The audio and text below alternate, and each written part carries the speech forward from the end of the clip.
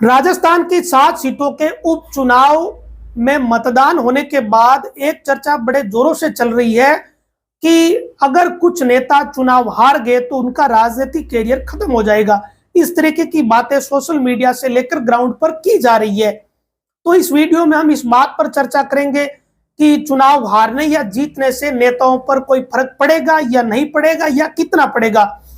देखिए, अगर भारतीय जनता पार्टी इन 7 सीटों में से 5 सीटें अगर जीत लेती है तो निश्चित तौर पर मुख्यमंत्री भजनलाल शर्मा का कद बढ़ेगा, वो मजबूत हो जाएंगे। जब बार बार ये बात चलती है कि भजनलाल शर्मा की कुर्सी खतरे में, तो वो खतरा टल जाएगा। एक चीज ये हो जाएगी, अगर ये 5 सीटें या 5 से ज्यादा या 4 से ज्यादा बीजेपी ने जीत ली तो, क्योंकि फिर ये मैसेज रहेगा बीजेपी में कि 7 सीटों में से बीजेपी ने ज्यादा सीटें जीत ली है। एक चीज ये हो जाएगी। और अगर ये नहीं हुआ तो क्या सीएम की कुर्सी खतरे में? देखिए, बीजेपी का जो तौर तरीका रहा है उसके हिसाब से बिल्कुल ये साफ बात है कि सीएम की कुर्सी को कोई खतरा नहीं है। भजनलाल शर्मा 5 साल ऐसे ही मुख्यमंत्री रहेंगे, चाहे कितनी सीटें बीजेपी जीते या नहीं जीते, इससे सीएम की कुर्सी पर रत्ती भर भी फर्क नहीं पड़ने वाला है। अब दूसरी ज्यादा चर्चा चल रही है कि अगर खींवसर में कनिका बेनीवाल चुनाव नहीं जीती तो राष्ट्रीय लोकतांत्रिक पार्टी की राजनीति खत्म हो जाएगी। ये बहुत चर्चा विशेषकर मारवाड़ में चल रही है। तो इसका सीधा सीधा जवाब है कि राष्ट्रीय लोकतांत्रिक पार्टी पर कोई ज्यादा फर्क नहीं पड़ने वाला, क्योंकि हनुमान बेनीवाल सांसद है, वो सांसद बने रहेंगे जब तक उनके पास एक संवैधानिक पद है। उन्हें चुना हुआ है तो कोई ज्यादा फर्क पड़ने वाला है नहीं। एक बार आरएलपी के कार्यकर्ताओं को झटका जरूर लग जाएगा अगर ऐसा होता है तो। वो एक बार सामान्य सी बात है कि अगर कोई पार्टी चुनाव हारती है तो थोड़ी मायूसी आती है, लेकिन इसका कोई ज्यादा व्यापक असर ना तो खींवसर की राजनीति पर पड़ने वाला और ना ही हनुमान बेनीवाल पर पड़ने वाला। पहले भी बहुत नेता चुनाव हारे हैं जो लगातार जीत रहे थे, फिर हार गए तो भी उनकी राजनीति पर कोई असर नहीं पड़ा। बस कहने के लिए लोग कह देते हैं कि इनका तो कैरियर खत्म हो जाएगा। किसी नेता का कोई कैरियर खत्म होता ही नहीं। मैं एक उदाहरण दे देता हूं, नहीं तो लोग कहेंगे कि केवल बात करने से क्या होता है। ज्योति मिर्धा, नागौर का ही उदाहरण देता हूं। ज्योति मिर्धा एक बार सांसद का चुनाव हारी, जीती है, बाकी सारे चुनाव हारी है। लेकिन ज्योति मिर्धा की राजनीति पर क्या असर पड़ा? आज की तारीख की अगर बात करें तो आज की तारीख में यह दिखता है कि ज्योति मिर्धा की राजनीति पर कोई असर नहीं पड़ा। ज्योति मिर्धा की राजनीति वैसे ही चल रही है जैसी एक विधायक की चलती है। विधायक से भी मजबूत स्तर की राजनीति आज ज्योति मिर्धा की है। तो नेताओं को कोई फर्क नहीं पड़ता। एक बार के लिए जो राजनीति में स्थापित हो जाते हैं वो हमेशा स्थापित ही रहते हैं। बहुत कम मामलों में अपवाद ऐसा होता है जब कोई चुनाव हारने के बाद किसी पार्टी या किसी नेता का कैरियर खत्म हो, लेकिन यहां खींवसर के मामले में कोई चांस नहीं है कि अगर कनिका बेनीवाल चुनाव हार जाती है तो इससे कोई कैरियर आरएलपी का प्रभावित हो जाएगा। कहीं आरएलपी का कैरियर इससे प्रभावित होता हुआ नजर नहीं आ रहा। उल्टा राष्ट्रीय लोकतांत्रिक पार्टी को एक नेता, महिला नेता के रूप में कनिका बेनीवाल तो मिल ही गई। वो तो विधानसभा के उपचुनाव में भाषणों के दौरान ही पता चल गया था। अब बात करते हैं कि अगर कनिका बेनीवाल या आरएलपी को कोई फर्क नहीं पड़ता या राजनीतिक रूप से कोई फर्क नहीं पड़ेगा तो अगर रेवंत राम डांगा जीतेंगे तो उन्हें क्या फर्क पड़ेगा? अगर रेवंत राम डांगा चुनाव जीते हैं तो रेवंत राम डांगा एक नए नेता स्थापित हो जाएंगे। ये बात जरूर होगी। किसी के हारने से उनका कैरियर कहीं कोई खत्म नहीं होता, प्रभावित जरूर होता है। प्रतिष्ठा प्रभावित होती है, कैरियर प्रभावित होता है, लेकिन खत्म नहीं होता। खत्म होना या प्रभावित होने में बहुत फर्क है।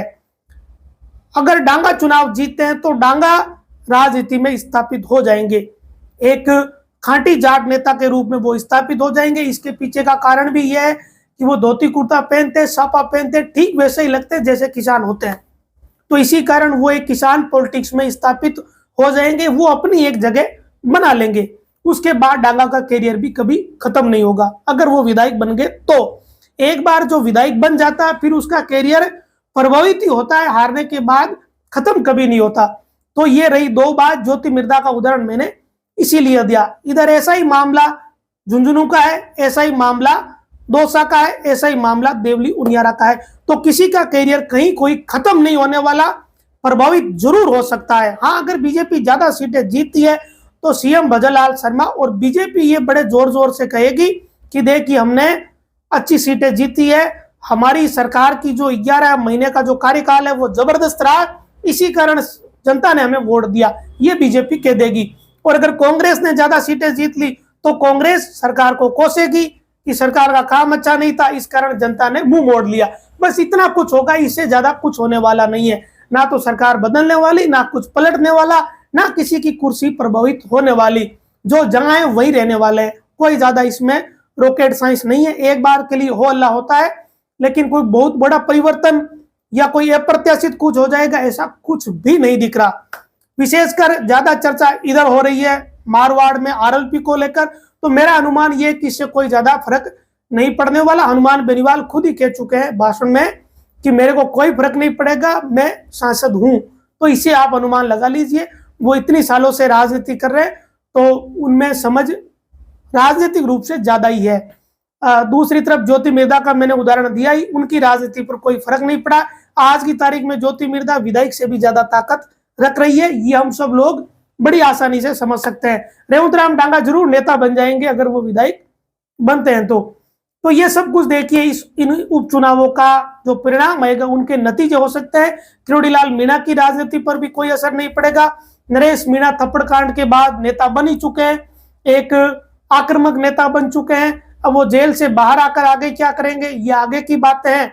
और देवली उनियारा का रिजल्ट क्या रहेगा ये भी जब रिजल्ट आएगा तब पता चलेगा। अगर नरेश मीणा जेल में रहते रहते विधायक बन गए तब तो वो बहुत बड़े नेता बनी जाएंगे, और नहीं बने विधायक तब भी उनके कैरियर पर कोई फर्क नहीं पड़ने वाला। उल्टा नरेश मीणा के पक्ष में जबरदस्त नैरेटिव बनी गया।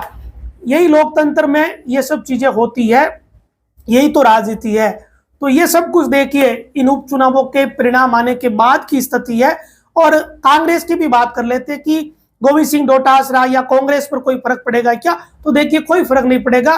कांग्रेस के आलाकमान ने बाई इलेक्शन की जो सीटें टिकटें हैं वो भी प्रदेश नेतृत्व को सौंप रखी थी कि आपको ही यहाँ देखना है, और कांग्रेस के जो प्रदेश की लीडरशिप है उन्होंने ही टिकटें वितरित की थी।